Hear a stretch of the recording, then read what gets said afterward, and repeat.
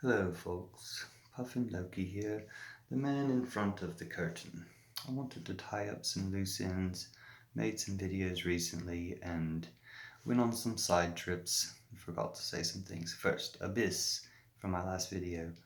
I met in Nikola Tesla 369 code music, 432 Hertz, deep healing, on a channel called Sub-Bass Meditation, I believe. So that was on YouTube. So nice to see you again, Abyss. The thing that happened this morning is I thought I was censored in that live chat because I left a comment and it disappeared. But I looked and saw that the comment had just gone back to the beginning of the live chat, like it had gone back in time. This spacing that information in my last video is what reminded me I need to make another video to mention, hey, my comment went back in time. I wasn't censored that time. It wasn't a little Thor with their ban hammer trying to censor me, as happens in most YouTube live chats. It was just my comment going back in time. No big deal. But that relates to some of the previous videos I've made about time travel. Here, Puffin Loki, time travel videos. And Abyss had expressed interest in an analogy I made for time travel, to compare it to space travel, but to compare going into the past to going underground, like archaeology, and going into the future like going on a plane ride or a balloon trip over top. That what you want is time travel within the time that we're in.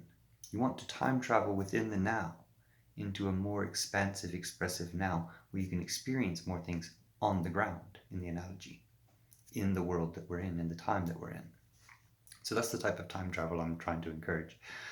Because when you can go back into the future and you can't do anything anyway. The whole rule is you can't change anything. So if you want to change something, you change now. And changing now does change the future. And it changes how we understand the past as well. So you can time travel into the past by nostalgia or watching something, reading something old, getting in touch with something old. You can get in touch with the future with imagination, with creativity, with inspiration, by creating. With art, you can get into the future, and other ways. There are ways of getting into the future, but this is more for seeing, for viewing, for glimpsing, for experiencing, but not to change the future. You change the future by changing the now. So that's what the analogy is about. Also, when Abyss asked me about the phrase, you can't conceive what you can't conceive, there's something beyond that. There's what you can conceive and what you can't conceive, and that's brought up by the man behind the curtain. If the man behind the curtain is a fraud, then you come to believe, oh, God is a fraud, the divine is a fraud. Not true. Just because the ones you've experienced have been a fraud doesn't mean that they're all frauds, or that there's nothing real beyond it. So just because the man behind the curtain is a fraud does not mean that there's not something beyond that. So this is why the Loki TV show, and when Loki appeared as Tom Hiddleston, is such a good expression of some of these things, because you have many layers of curtains. You have time itself is the first curtain that most people don't peer behind or go behind. That curtain keeps most people in a certain state. Going behind that curtain, you have the TVA, or an analogy of what the TVA is an analogy for in actual existence, that the TVA is a good story expression of. That you have the TVA, is another layer of the curtain to enforce time, to make sure time stays the same way. To make sure this curtain stays in place, you have another curtain. Then you have the curtain of the bureaucrats of the TVA, the people who know more, the people who are in charge. Then you have the Time Lords of the TVA, who are a curtain themselves. The bureaucrats are themselves a curtain. Beyond the bureaucrats are the Time Lords, who are a curtain, the robot curtain, who get beheaded. Beyond them is he who remains. Or behind them is the void and Eliath, a curtain protecting he who remains, who is himself within a meteorite castle, which is a curtain, to protect him, and he's wearing a curtain, a cape. And he is himself a curtain. It's a holographic universe of curtains, where behind every curtain is another curtain. And that's the impression we get from the movie version of The Wizard of Oz. So you have 17, 18 Oz books written by L. Frank Baum 100 years ago that everyone read. Then you have a movie. Greatest movie the Americans ever made. Greatest movie possibly anyone's ever made. Well, I've only seen American movies, but greatest movie, mostly. Greatest movie America's ever made, The Wizard of Oz. Everyone's seen it. It's influenced everything. The greatest touchstone point in American culture, The Wizard of Oz movie. And yet, and it's a great, wonderful movie.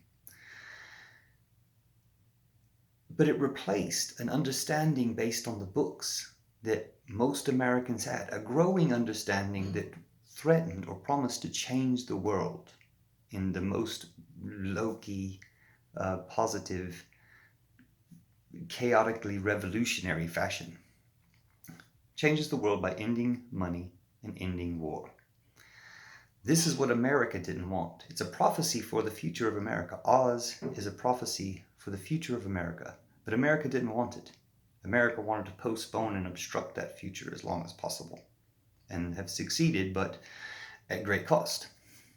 So what we did, a great movie that everyone saw, that they replayed on TV every year, so that make sure that everyone had seen it for generations, for decades. They replayed it on TV every year. It's one of the few things that everyone could watch and enjoy together.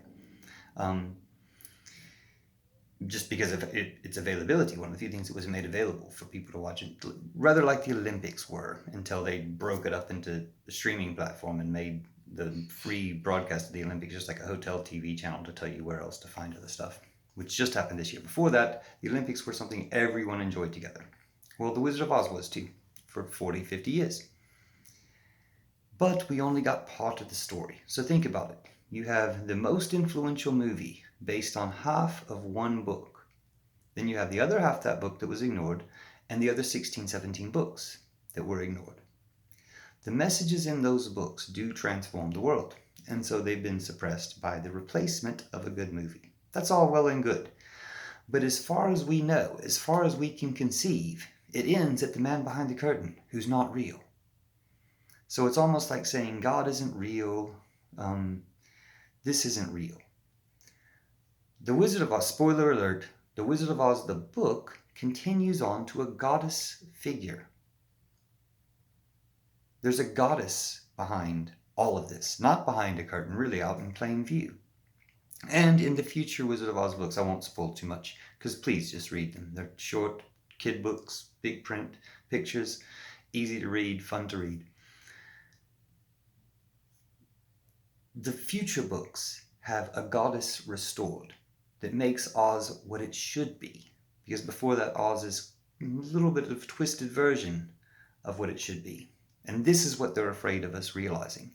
If we can conceive what we can be, then we will. We'll make that happen. So I encourage you to read those books. I'll make more videos to explain it. Don't want to spoil it, but you kind of have to at this point, because I can make a video faster than you can read even a short children's book. But they're really good. Get them at the library, or just order a copy because you'll be glad to have them. And you can't go wrong with any of them. But I'll go over more of the ideas soon. Just wanted to mention the man behind the curtain. There's a woman or a goddess behind the curtain that is powerful and loving and rules with love and sets everything right. And that's what we have to get through by breaking the system as it exists that keeps everyone oppressed and sad. So thanks for watching. This has been Puffin Loki and the man in front of the curtain. A clear choice. And we'll see you soon.